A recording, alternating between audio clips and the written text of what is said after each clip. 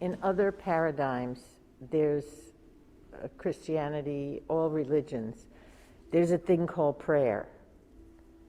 In the paradigm of Buddhism or awareness, is there anything that's similar to prayer or that would be in the same ballpark as prayer?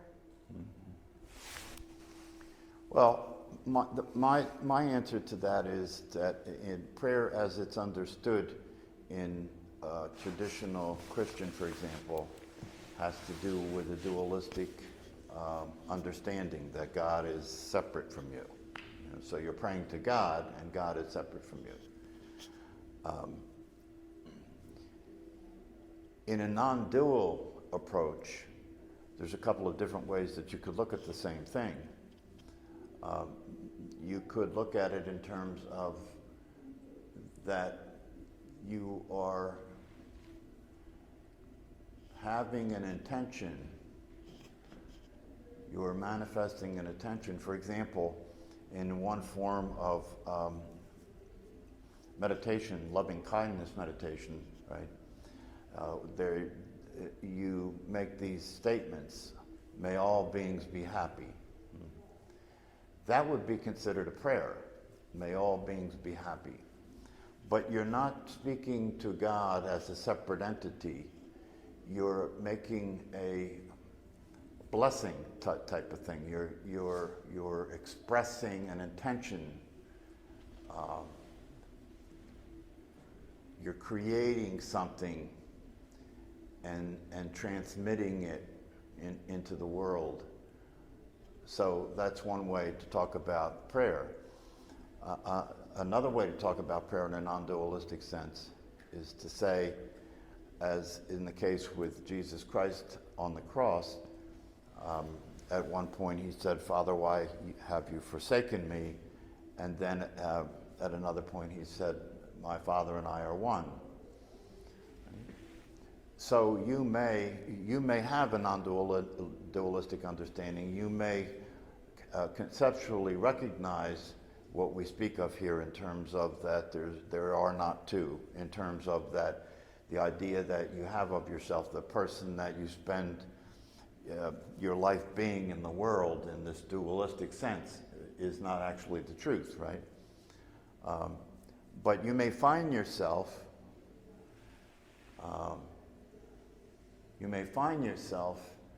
in that state. You may find yourself in that identity with the mind, or in that identity with the body, or in that identity with the story, or in that identity with yourself as a separate self. And if you find yourself in that state, then you may pray to your higher self. You may pray to the reality of yourself from that position, asking to be released, or praying for relief, or praying for freedom, or praying to be relieved of suffering and so forth. So those are two different ways to talk about it. The primary difference has to do with duality. In both cases. In the second case, I'm saying that when people are in a when they're in a transition from only knowing yourself as a separate self and identifying with your thoughts and your body and being separate from the world, between then and having a more consistent ability to maintain and sustain this sense of yourself as non-dual, this sense of yourself as awareness itself. Between those two times, there may be times when you're lost in the sauce. There may be times when you are aware that you may even be aware that you're in a state of mind. You may even be aware that you're in a dualistic state because of some circumstance that you find yourself in. And then in that circumstance, you might pray to God. Even if you're praying to God, that God that you're praying to in a non-dualistic sense is you, is awareness itself. So in reality, even when that's the case, you're praying to yourself. But at the time, it may not occur to you that way. And so because of that, the prayer makes sense. Well, David, we've had people even in this group who have not been terrifically healthy. Now, if we want to, and if we're all one, then that's a concern of mine. So basically, do I send that person positive energy? Do I mean, do I just say, well, that's tough, that's their thing? I mean, how can we extend good thoughts, good vibes, positive energy to somebody who is in pain? By being well, because in a non-dualistic sense, you share that experience. Everybody is sharing the experience. Even in terms of, if you think about this in terms of the world, right, that there's a collective reality, there's a collective consciousness in the world where there's a tremendous amount of suffering, physical suffering, emotional suffering, suffering that people are perpetuating on each other and so forth. And because it is the case that we all are one, we all carry that. You know, we all carry that. We're all actually experiencing the collective reality of humanity. And so what do you do with that, right? Well, what you do with that is you experience unconditional love. Remember in the miracle process that I spoke about at some point in the past, right? I said that if you go through this step-by-step process of forgiving yourself, which means that you recognize who you really are, and then it's possible for you to create a context in which the unconditional love is the lens you're looking through, right? So if you look through that lens at the world and you look through that lens at what appears to be other people, right? And you're seeing from unconditional love, right? Then what you're projecting, what you're creating, what you're emanating, what you're radiating is healing. What you're radiating is the light of awareness that can have them see reality, because in reality there's no suffering. In reality there's no death, right? So that's the thing, you know, that you can, if you want to make a difference in the world, you want to see that world. And if you see that world, your seeing that world will have an effect on, it'll create more light in relationship to darkness. It's like, as you've mentioned in the past, that David Hawkins says, you know, if you raise consciousness, you're raising consciousness of all humanity. And so your raising consciousness is a function of your being responsible for being awake and seeing things as they are. And when you do, then the love that you are, right, shines in the world. That's why often you see in these depictions of Jesus Christ, right, you see light coming out from his heart, right? That's the radiating of unconditional love in the world, you know. That's one of the things that's said in Christianity is that Jesus died for our sins, right? Well, what that means is just that Jesus accepted responsibility for the collective reality. So the thing that you can do, you know, if you know somebody who's dying, if you know somebody who's sick, right, it may be the most powerful thing you can do is to be in their presence with an open heart. Not trying to change anything, you know, not trying to get them to be different or be better or anything, but just to sit there and focus on your energy and have your heart be open with unconditional love in their presence, so that energy is radiating in their presence. I like the video link that you sent with Rupert Spira, the most recent, and he describes the highest form of meditation being that you just be as you're meditating and let the mind do its thing.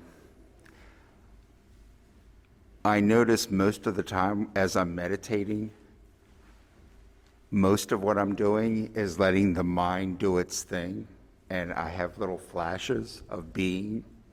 So it seems like the ego or the mind is pretty much in control of my period of meditation, and there's little openings of being. So what's going on there is Rupert's instruction seems very simple, but I find it very difficult to put into practice. Well, that's because the challenge with all of this, the challenge with these teachings and the challenge with practicing meditation is to notice, to recognize the already automatic process of the identity claiming everything. When you just spoke, you said, when I practice meditation, you see. What Rupert was saying, what he was describing when you meditate is to simply be aware.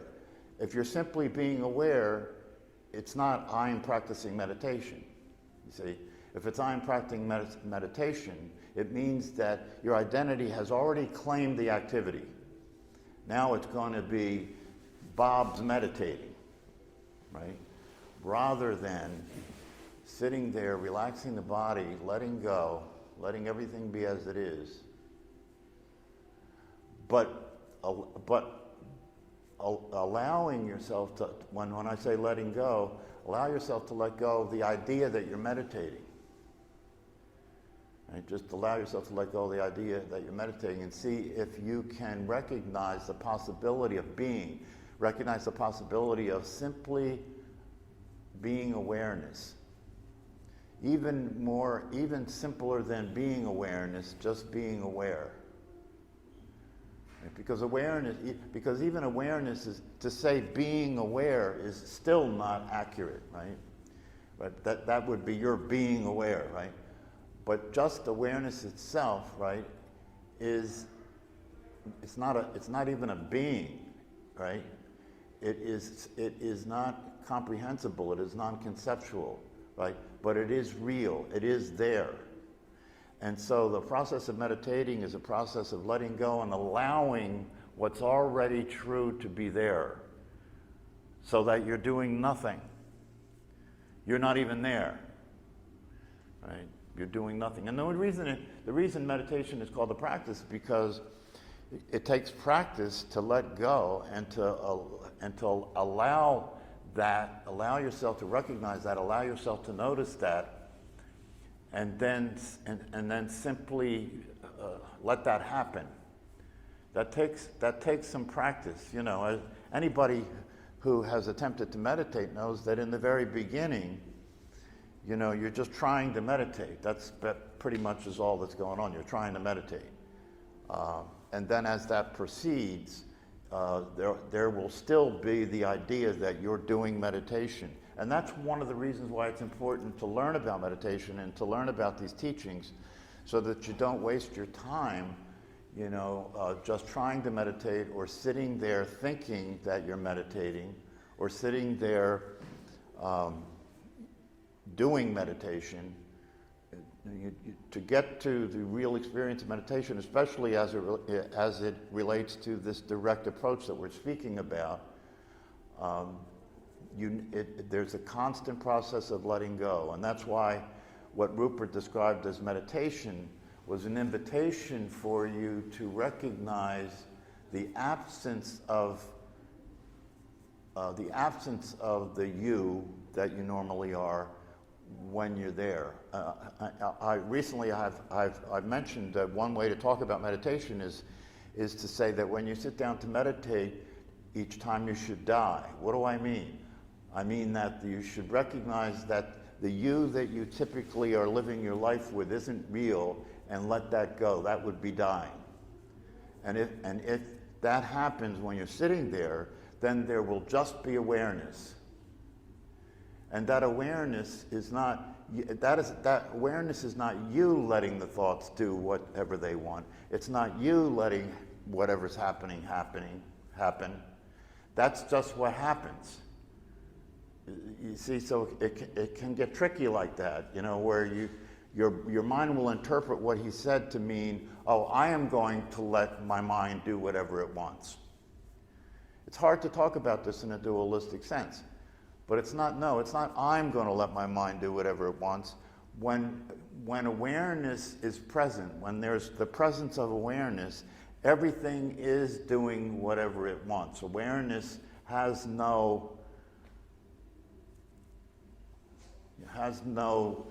intention. It's not doing, awareness is not doing anything, it's just being. The space in this room is not doing anything, it's just being. Do you see? Right, but it just seems like, for me at least, and I've been meditating for years, like many, many years, and was part of a Buddhist group and so on, did different forms of meditation, went to many different retreats, but just started doing this form of meditation with you, and I feel as though this different form of meditation is going against what I've been learning in the past, and it's this more direct approach is something that seems a little bit unnatural to me, because my natural state seems to be going towards the ego, going towards the mind. That's where I go to naturally. And so this is going against that nature. When you say that's where I go to naturally, I go towards the ego. Who is the I you're referring to going towards the ego? That's the me. That's the thoughts. That's the stuff that's going on inside. That's the stuff that's not the awareness. That's the stuff that's different. And then what's the ego? That's the mind. That's everything that's on the surface. Well, I'm confused now, because I just heard you define you and the ego as the same thing. Right. So then how would you going to the ego make any sense? Yeah, true. See, these are the things that we have to see don't make sense. You know, these are the things that we have to, in the light of awareness, you can begin to recognize how confused you are. In the light of awareness, human beings can begin to see the confusion that exists. And one of the things, if you listen to people like Paul Hederman talk about the institutionalized forms of religion and spirituality, even Buddhism, even Taoism, do you know it is a fact that, see, this is an example of what I'm talking about here. Do you know that it is a fact that most Buddhists don't meditate? We have these ideas about things that are unrealistic ideas that got put into our heads by commercials or something, right? But the reality is that just because somebody is a Buddhist, that doesn't mean they understand meditation. It doesn't mean they practice meditation. It doesn't mean they even understand what Buddhism actually is, any more than a Catholic understands what Catholicism really is or Christianity really is.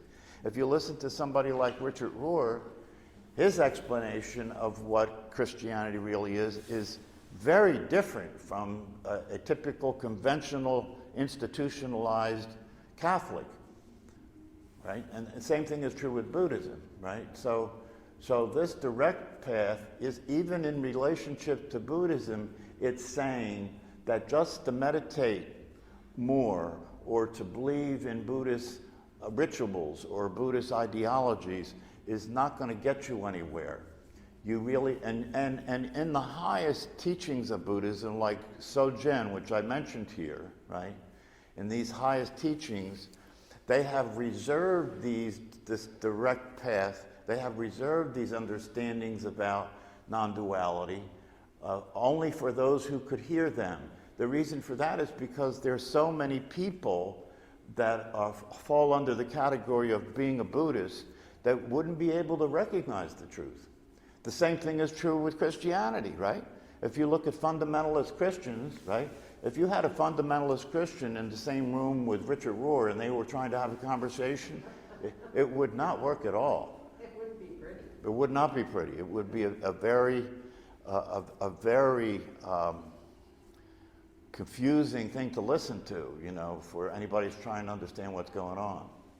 Just a comment on what Bob was saying. Yeah, I would get caught up in the thought that I'm not being during meditation, but thinking, and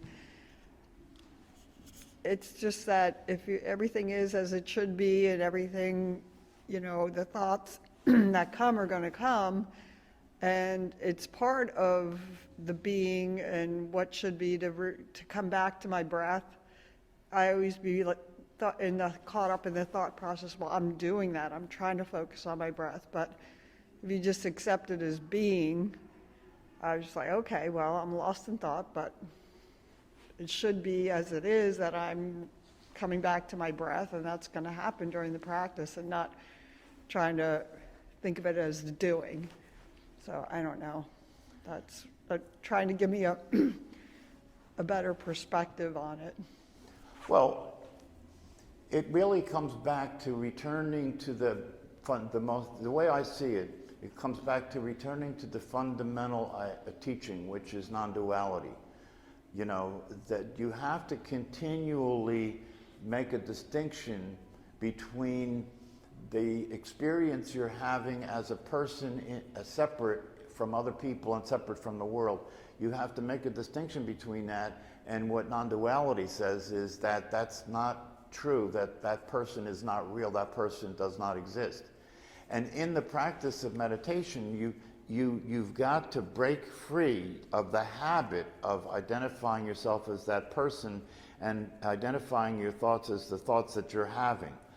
That's what the practice of meditation is to come out of that, right? So that you sit there meditating, right? And, you know, you've described the basic mindfulness approach, which is that you're relaxing your body, you're following your breath, your attention gets taken by thoughts, you bring your attention back to the breath, right? All that will do is slow down the mental state, slow down the mental process, because it's not being given energy, it's not being given attention, right? But there's a difference between practicing that meditation and taking the next step, which is to say, right, that I am not watching I might start by watching my breath, but then as I have suggested here, the way we're working this direct path is I may start by watching my breath, but then I let go. Then I let go. Now, when I say then I let go, what I mean is that I let go that I am watching my breath. I let go that there is anybody there. Now there's just what's happening. Now that's going to take something, because your brain and your mind have been conditioned to habitually include you. This is one of the things that Paul Hederman says that I think is very important to understand. You know, that the identity will claim everything that's happening, and it's doing it automatically, and it's doing it faster than you can intervene, right? So how do you deal with that? Well, the way you deal with that is that you simply let that happen, but not identify with it. In other words, if the identity claims what's happening, the identity says, I am meditating, right? That you be the space in the room in which that's occurring. You be the awareness in which that's occurring. And once you're the awareness in which that is occurring, then you've broken the connection. But that's something that that takes some practice. It's that, you know, in one of the books by Michael, The Untethered Soul, right? The Untethered Soul is the name of the book. I can't think of the author's name right now. Michael Singer. Thank you. The Untethered Soul. What's that title mean? The Untethered Soul. What's a tether, right? The tether is the connection between two things, right? Well, the untethered soul means the connection is released now, right? So that's what's happening. That's what this practice is about, is coming into reality. Because you have to remember, non-duality is not a belief. Non-duality is not a theory. Non-duality is reality. Non-duality is the fact, right? And the source of the suffering that human beings go through is because rather than living consistent with that fact, living consistent with the reality of the way things are, they continue to try and live as a separate self. That's where the problem is. That's where the suffering comes from. So one of the things, it's kind of interesting if you look at it this way. One of the things that we yearn for, although we may not necessarily conceive of it this way, we actually yearn not to be here. We actually yearn for not to be here. Because if you look at, where is all your discomfort? Why do people commit suicide, right? To get rid of themselves, because they don't want to be here, right? And in a certain sense, that's a realistic idea, is not to want to be here, because the you that's here is the problem. The you that's here is where the suffering is happening, because the you that's here is separate from other people and separate from the world, and everything is happening to that you. That's the suffering. That's the burden. That's the cross you're carrying. That's the weight on your shoulders. It's all happening to you. You have to worry about your life. You have to worry about your money. You have to worry about your body. You have to worry about, that it's all happening to me. It's happening to me. My thoughts don't bother you. I could be thinking horrific thoughts, but they still don't bother you, right? Because they're not your thoughts. So if you're able to recognize that the truth is that you believe that you are actually doesn't exist, you're not playing games. This isn't some kind of trick. No, you're actually coming into contact with the reality as it really is, which is non-dual. So things are just happening. Now, one of the things about that's important to understand, so you don't get concerned that you'll disappear, right? You see the contradiction? On the one hand, you can't. On the one hand, you don't want to be you. On the other hand, you're afraid you'll disappear, right? So one of the things that you need to understand in order to experience non-duality is, no, you won't disappear. You just won't be being that character anymore. The character will still be part of what's happening. There'll be still a Christine happening, right? But you won't be being that Christine. That would be a lot easier to live. That would be a lot easier life to live. Not to be that Christine, but that Christine is still happening. And then even more than that, to realize that you don't have to do anything. It's a real revelation to recognize that you can let go and not identify with being who you think you are, and life will go on, and that character will still continue to do things, and probably do them more efficiently and more skillfully than they were before you thought you were that character. But the only way you're going to find out, right, is if you let go and see that that's the case. And when you let go and see that that's the case, you're actually saying, "Thy will be done," because you're out of the picture. So that's why we're meditating, is to help let go and see that the separate self and be more the observer of the thoughts than getting caught up in them, Yeah, you could simplify it. I understand what you're saying, and it's easy to see it that way, but you could simplify it more. The reason that we're practicing meditation is to stop doing it and start being it. See, stop doing it and start being it. Stop doing your life and just start being aware. But, when you say just let go and let everything happen, that's when the thoughts come in. So, just being the observer of them. versus, Well, yeah, but see, the when I say let generator go of and let them. everything happen, I'm also saying let the idea that you're an observer go too. Let the idea that you're an observer go too, because that's just a thought as well. You see, it obviously, if this was a lot easier than it is, there'd be more people here right now. Do you understand? and we wouldn't still be asking the same questions 4 years later. But that won't be the case. I guarantee you, if you stay on course and you continue to practice meditation and you continue to study reality and you continue to learn and you continue to develop a deeper understanding of the truth, in 4 years, you'll be shocked when you look back. I'm shocked. I can't believe who I used to be. I can't believe I was that. I can't believe it. I can't believe some of the things that I did. Seeking still almost makes it worse at times, too. What's that? Constantly seeking like that is also adding to the neuroses. That's the opposite of letting go. When you keep reading everything and listening to everything, that's almost counterintuitive to letting go. Well, that's part of letting go. You know, you have to see, I've said this before, you have to try to let go and get to a point where you give up, and that's letting go. So you keep learning these things, It's just like Alan Watts says, you keep praying, you keep learning these things, you keep studying, you keep doing yoga, you keep doing whatever you're doing, right?